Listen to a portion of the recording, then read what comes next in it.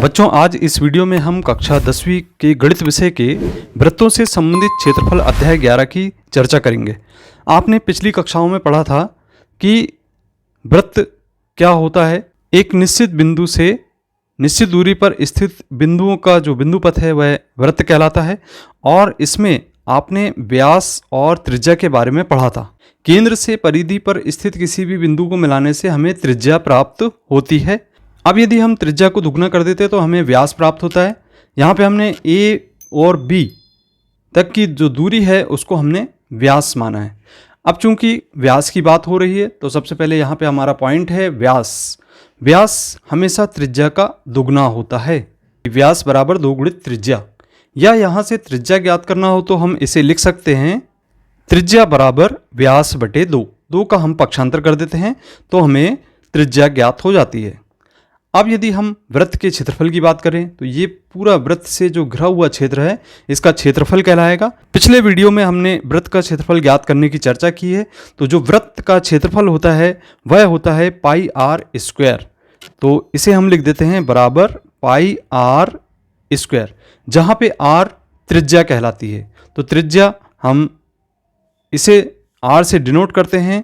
ओ से ए तक की दूरी या ओ से बी तक की दूरी को हम त्रिज्या कहते हैं। इसे हम अंग्रेजी में रेडियस कहते हैं, इसलिए इसे आर से डिनोट किया जाता है। तो त्रिज्या का वृत्त का क्षेत्रफल पाई आर स्क्वायर कहलाता है। अब यदि हम वृत्त की परिधि की बात करें तो वृत्त की परिधि अर्थात यदि हमने ए बिंदु से चलना प्रारंभ किए वृत्त के चारों ओर और वापस पुनः उसी स्थान ए पर हम यदि पहुंच जाते हैं तो यह वृत्त की परिधि कहलाती है। तो वृत्त की परिधि बराबर इसका सूत्र होता है 2 पाई आर के। चलिए बच्चों, अब हम त्रिज्यखंड की बात करते हैं।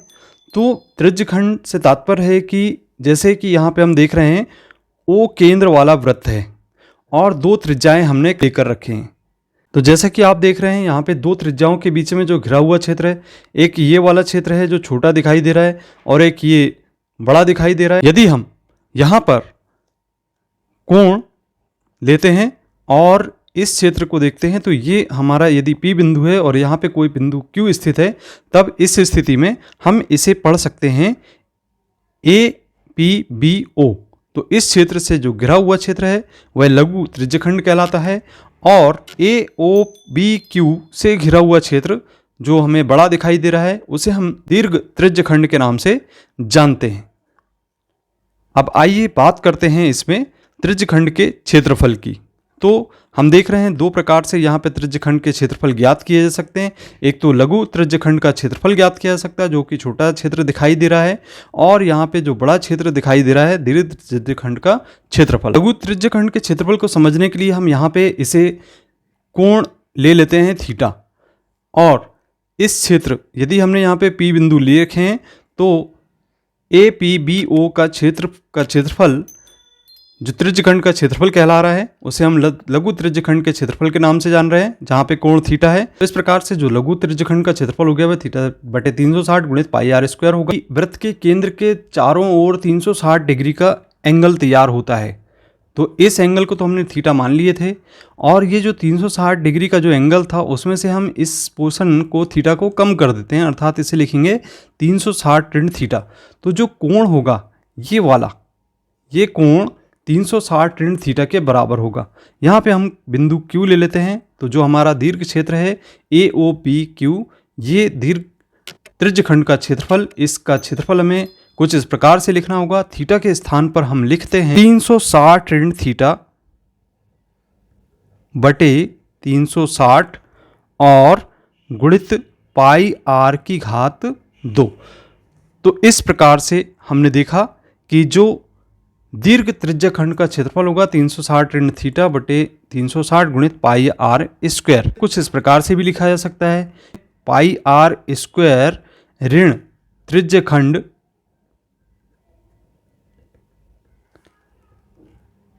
OAPB का क्षेत्रफल।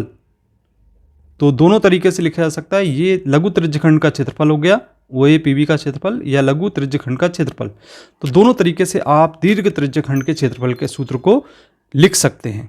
इस प्रकार से हमने जाना कि त्रिज्याओं के बीच जो घिरा हुआ क्षेत्र है वह त्रिज्याखंड कहला रहा है। अब हम बात करते हैं वृत्तखंड की। इसके लिए बच्चों हम वृत्त में एक जीवा लेते हैं, AB। जीवा किसे कहा जाता है ये आपको पता है कि वृत्त की परिधि में किन्हीं दो बिंदुओं को मिलाने वाली रेखाखंड वृत्त की जीवा कहलाती है।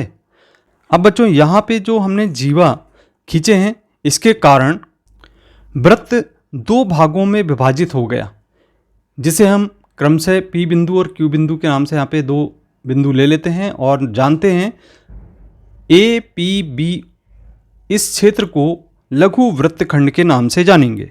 और दूसरा क्षेत्र हमें बड़ा क्षेत्र दिखाई दे रहा है जिसे हम AQB के नाम से जान रहे हैं, तो ये क्षेत्र दीर्घ वृत्तखंड कहलाएगा। अब यदि हम चाप की लंबाई की बात करें तो चाप की लंबाई से तात्पर्य यह है कि यहाँ पे जो हमने जीवा खींचे इसके द्वारा आप देख रहे हैं कि परिधि दो भागों में विभाजित हो जाती है, जिसको हम क्रम से APB और दूसरा AQB के नाम से जानते हैं। तो ये हमारा चाप कहलाएगा, इसकी लंबाई हमें ज्ञात करना है। तो यह लघु चाप हो गया APB, जिसकी लंबाई हम ज्ञात करेंगे, इसे हम कहेंगे चाप, लघु चाप की लंबाई बराबर, चूंकि यह परिधि का एक हिस्सा है इसलिए इसे लिखा जाएगा θ/360 गुणित 2πr।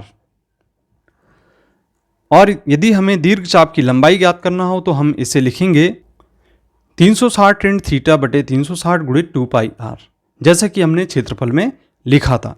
तो ये त्रिज्यखंड का क्षेत्रफल और चाप की लंबाई की बात हुई। अब यदि हमें इस वृत्तखंड के क्षेत्रफल को ज्ञात करना है तब इस स्थिति में हम ऐसा करते हैं कि O से A को तथा O से B को मिला देते हैं, तब इस क्षेत्र का क्षेत्रफल हमें ज्ञात हो जाता है। तब हम लिखेंगे लघु वृत्तखंड APB का क्षेत्रफल। तो यहाँ पे जिस की बात कर रहे हैं हम APB के बारे में बात हो रही है, जैसा कि हम देख रहे हैं यहाँ पे ये क्षेत्र APB से घिरा हुआ है, इस क्षेत्र की बात हो रही है जिसे हमें छायांकित कर दिया है। त्रिज्यखंड OAPB का क्षेत्रफल में से त्रिभुज OAB के क्षेत्रफल को घटाने से प्राप्त हो जाता है। तो कहने का तात्पर्य है कि त्रिज्यखंड OAPB का जो क्षेत्रफल है, जैसा कि हमने जाना था θ/360 गुणित πr² होता है। इसमें से हम इस त्रिभुज OAB के क्षेत्रफल को कम कर देते हैं, त्रिभुज OAB का क्षेत्रफल। तो इस प्रकार से हमने देखा कि हमें लघु वृत्तखंड का क्षेत्रफल ज्ञात हो गया। अब यदि हमें दीर्घ वृत्तखंड का क्षेत्रफल ज्ञात करना है तो इस पूरे वृत्त में से हमें इस क्षेत्र के क्षेत्रफल को कम करना होगा। तो इस प्रकार से बच्चों हमने पूरे वृत्त के क्षेत्रफल में से अर्थात πr² से हमने इस लघु वृत्तखंड अर्थात APB के क्षेत्रफल को कम कर दिए, जिससे हमें दीर्घ वृत्तखंड के क्षेत्रफल ज्ञात हो जाएगा। अब यहाँ पे जो हम दीर्घ वृत्तखंड के क्षेत्रफल में से बात करते हैं तो यहाँ पे समबाहु त्रिभुज या फिर एक समकोण त्रिभुज हमें प्राप्त हो सकता है, जिनके क्षेत्रफल हम क्रमशः कर्णी 3/4 गुणित भुजा का वर्ग ले सकते हैं। समबाहु त्रिभुज के क्षेत्रफल की बात करते हैं और समकोण त्रिभुज की बात करते हैं तो हम उसे 1/2 आधार गुणित ऊंचाई के रूप में ले सकते हैं। तो इस प्रकार से ये था आपका वृत्तखंड और त्रिज्यखंड से संबंधित क्षेत्रफल तथा चाप की लंबाई की बात। आशा करता हूं कि आप इन सभी को बहुत अच्छे से भली भांति समझ गए होंगे। अगले वीडियो में हम इनसे संबंधित उदाहरण तथा प्रश्नावली की चर्चा करेंगे। मिलते हैं अगले वीडियो में। धन्यवाद।